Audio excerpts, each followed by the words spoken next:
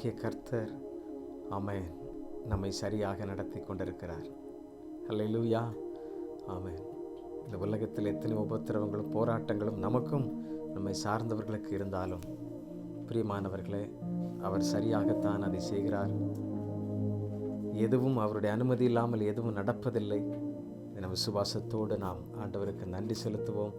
ஆண்டவரை ஸ்தோத்தரிப்போம். ஆண்டவரே, நீர் பாராட்டி எல்லா பாதைகளுக்காக உமக்கு நன்றி என்று சொல்லி அவரை துதிப்போம். ஆண்டவருக்கு மகிமை செலுத்துவோம். அல்லேலூயா.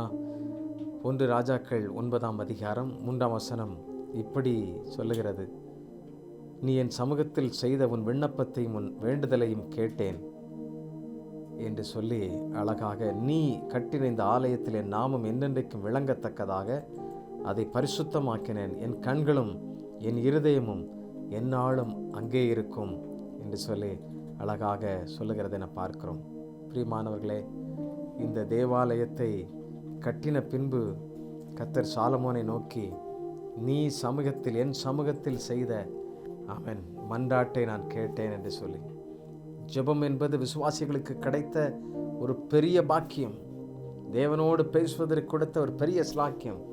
தங்க ஏணிகளால் பரலோகத்திற்கு ஏறி சென்று அங்கே வைர சாவிகளினால் திறந்து, ஆமை, நீங்களும் நானும் தேவனை தரிசிக்கிறது மாத்திரமல்ல, அந்த பொற்தள வீதியிலே தேவனோடு உலாவுவதற்கு இந்த மாம்சமான சரீரத்தில் இப்பொழுது அவர் நமக்கு கொடுத்திருக்கிற மிகப்பெரிய அருங்கொடை இது.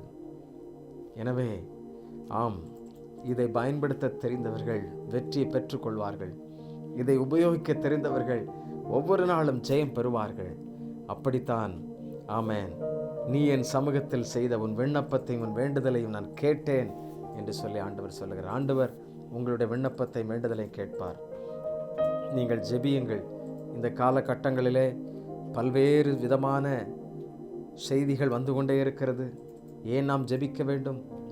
எதற்காக இரவும் பகலும் கண்ணீர் விட்டு இப்படி பல காரியங்களுக்காக ஜெபிக்க வேண்டும் என்கிற ஜெபிக்கவே வேண்டாம் என்று சொல்லக்கூடிய ஒரு காலகட்டத்தில் வந்திருக்கிறோம். நம் கவனமாக இருக்க வேண்டும். நமக்கும் நம்மை சார்ந்தவர்களுக்கும் நம்முடைய பிள்ளைகளுக்கும் இந்த ஜெபத்தை அபியாசப்படுத்தணும், ப்ராக்டிஸ் பண்ணணும், பழக்க வைக்கணும், ஜெபிக்க சொல்லிக் கொடுக்கணும். இயேசுவோடு பேசுவதற்கு, உறவாடுவதற்கு அவர்களை ஊக்குவிக்க வேண்டும். தனி அறைகளை எப்படி உருவாக்க வேண்டும், தனி ஜெப நேரங்களை எப்படி கண்டுபிடிக்க வேண்டும். ஆண்டவர் நம் வாழ்க்கையை ஆசீர்வதிப்பார். அல்லேலூயா. நான் உனக்கு கட்டளையிட்ட எல்லாவற்றையும் நீ செய்து என் கட்டளைகளையும் நியாயங்களையும் கை கொள்ளும்படிக்கு என் சமூகத்தில் உத்தமும் செம்மையுமாய் உன் தகப்பனாகிய தாவீது நடந்தது போல நடப்பாயானால் இஸ்ரவேலின் சிங்காசனத்தின் மேல் உட்காரும் புருஷன் உனக்கு இல்லாமற் போவதில்லை என்று உன் தகப்பனாகிய தாவீதோடு நான் சொன்னபடியே இஸ்ரவேலின் மேல் உள்ள உன் ராஜ்யபாரத்தின் சிங்காசனத்தை என்றைக்கும் நிலைக்க பண்ணுவேன் அப்படின்னு சொல்லி அழகாக அங்கே தெளிவாய் சொல்லுகிறதை பார்க்கிறோம். பிரியமானவர்களே, தேவனோடு பேசும் பொழுது தேவன் உடன்படிக்கை பண்ணுகிறவர், தேவன் அதற்கு பதில் கொடுக்கிறவர். நான் உனக்கு கட்டளையிட்ட நீ எல்லாவற்றையும் செய்யும் பொழுது, ஆமென், மன உத்தமமாய் நீ சரியாய் நடக்கும் பொழுது, நான் நிச்சயமாக நான் சொன்னதை செய்யாமல் இருப்பதில்லை, சரியாய் செய்வேன். இதற்கு பின்பதாக இப்படி ராஜ்யபாரத்தில் நிலை கொண்டிருக்கிற மனிதர்களை பார்க்க முடியாது. உன்னுடைய சிங்காசனத்தை எந்தெண்டைக்கும் நிலைக்க பண்ணுவேன் என்று சொல்லி மிகவும் அழகாக அங்கே தெளிவுபடுத்துகிறதை பார்க்கிறோம். ஆம், ஜெபம் அத்தனை வலிமையானது. எட்டாத பெரிய காரியங்களையும் ஜெபம் என்கிற தீ, ஆமென், அதை அழகாக செய்து முடிக்கும். நீங்கள் ஜெபிக்க தீர்மானியுங்கள். ஆமென். தேவனோடு கூட பேச பழக கற்றுக்கொள்ளுங்கள். ஆண்டவர் நமக்கு உதவி செய்வாராக. ஆண்டவருடைய சமூகத்தில் நாம் ஜெபிக்கும் முன்பதாக ஒரு பழைய பாடலை பாடுவோமா? ஆமென். நம்மை உத்தமனாக்கும்படியாக ஆமென் அவர் சித்தம் கொண்டார். நீங்களும் நானும் பரிசுத்தமாக வாழும்படி அவர் நம்மை அணைத்து கொண்டார். இந்த தேவனை துதித்து பாடலாமா? உள்ளமெல்லாம் உருகுதையோ.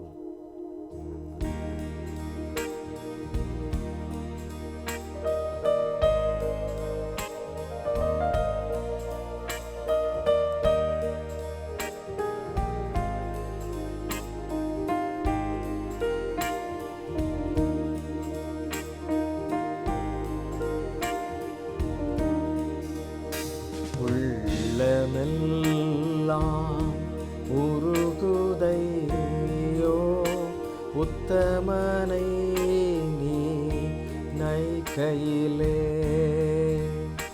உம்மை அன்றி வேறே தெய்வம் உண்மையாயிங் இல்லையே.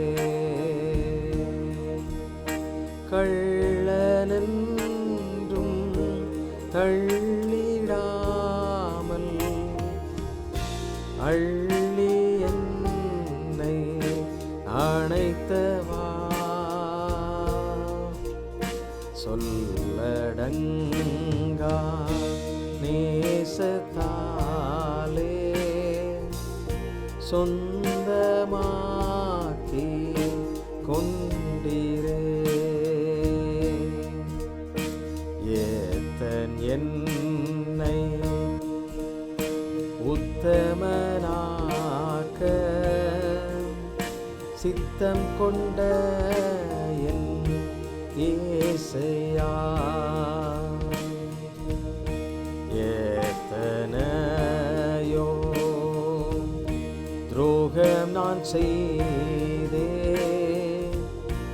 அத்தனையும் நீ மன்னித்தீ.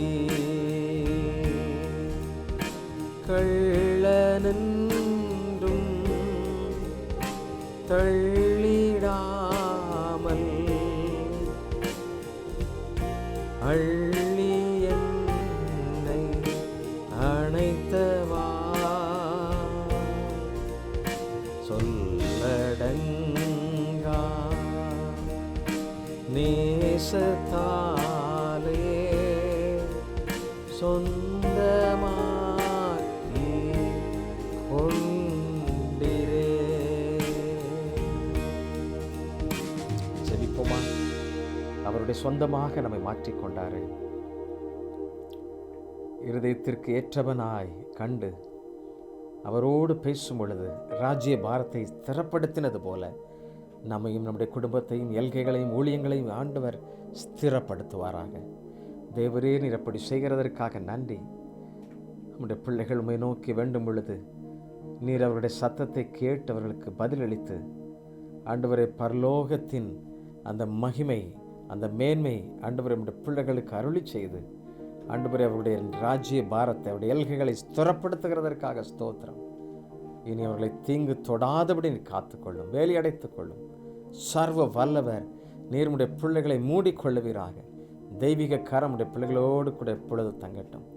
இயேசுவின் நாமத்திலே கேட்கிறோம் நல்ல பிதாவே. ஆமென், ஆமென். Thank you. God bless you. God bless you.